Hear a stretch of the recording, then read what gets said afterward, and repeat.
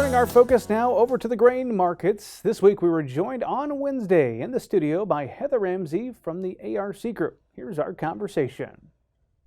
Let's summarize where the grains sit as you and I have this conversation Wednesday afternoon. What are you seeing out there price-wise?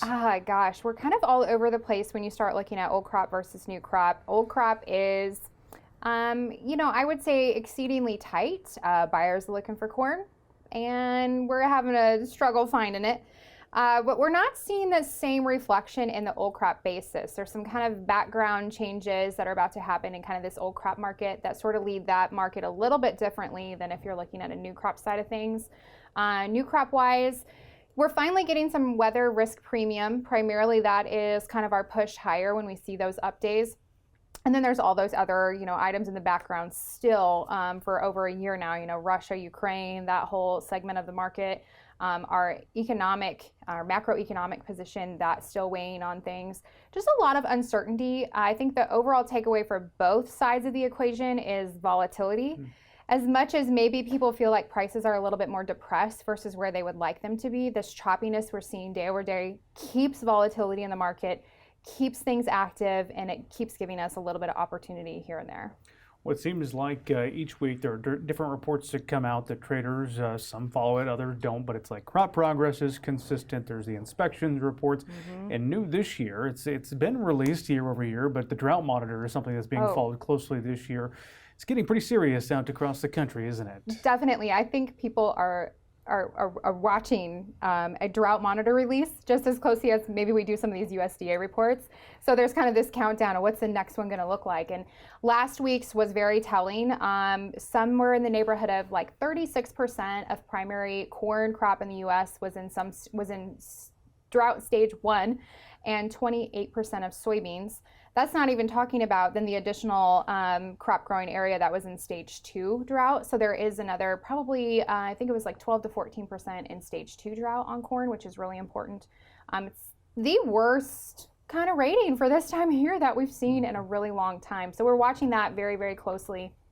USDA reports obviously still happening. And then crop condition reports. This week was our second week for that. Those are very important as well. We expect to see those align about a week behind with what those drought monitor reports are looking like. So there's an expectation that coming in to next week, we should probably see a decrease to condition ratings as well, which are not really anything to write home about at this point in time. They're sort of just there. So. Well, as you look at these markets, corn, soybeans, and wheat, is it primarily a weather-driven market at this point, or some of those outside pressures still factoring pretty big? I definitely feel like the outside pressures are there. They may help kind of put a floor.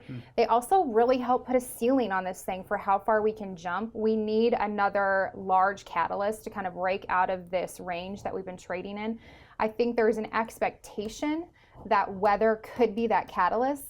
But again, this is like us relying on Mother Nature to kind of help us out, and she's very unpredictable.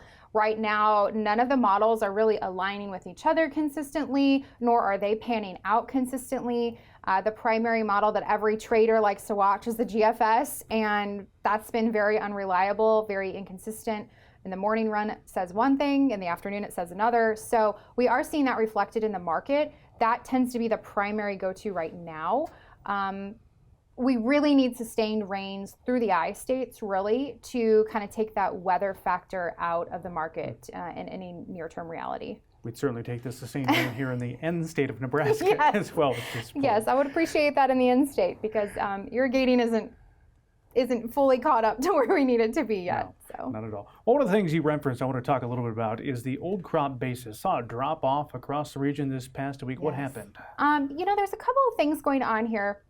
I think it's summer, so it's hot. So if a plant is struggling to procure corn the way it needs to, there's actually a higher likelihood right now that they could take a temporary maintenance. Maybe it's just a 4 or 5 day window of maintenance, reduce some production, shift it to a different line, something like that. So living hand to mouth is a very real potential for these plants to try and save maybe a little bit of money up front and overpaying for corn on a basis side. The other thing that we've got going on right now is the inverse is coming between July and September. What we've seen with this inverse scenario that we've been in for 2 years now is that cash bids start rolling way sooner than we ever used to see them. In a carry situation, you don't see them roll to the next futures reference month until the last day of the month prior. We're seeing this happen a month in advance. On soybeans, actually, we've seen it happen 6 weeks in advance, which is just kind of wild when you think about it from the farmer standpoint. We've never really seen that. So there's a 70-cent inverse approximately coming, or today it looks like, between July and September corn.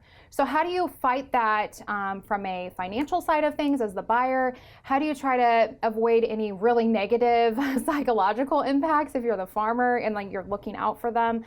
You try to get ahead of it by adjusting your front end basis against the July board so that when you hit that inverse, you can give a little bit of that back in basis so it doesn't feel like a full 70-cent decline in cash price. So I think there might be a little bit of jockeying around there to try and say, okay, what can I get by with hand to mouth?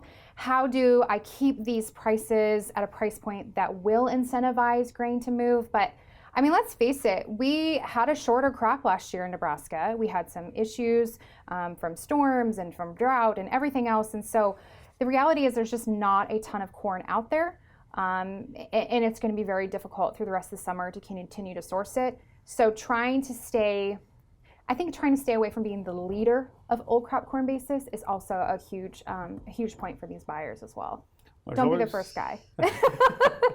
There's always a lot to talk about, never enough time, but I appreciate you joining us today. Thank you so much.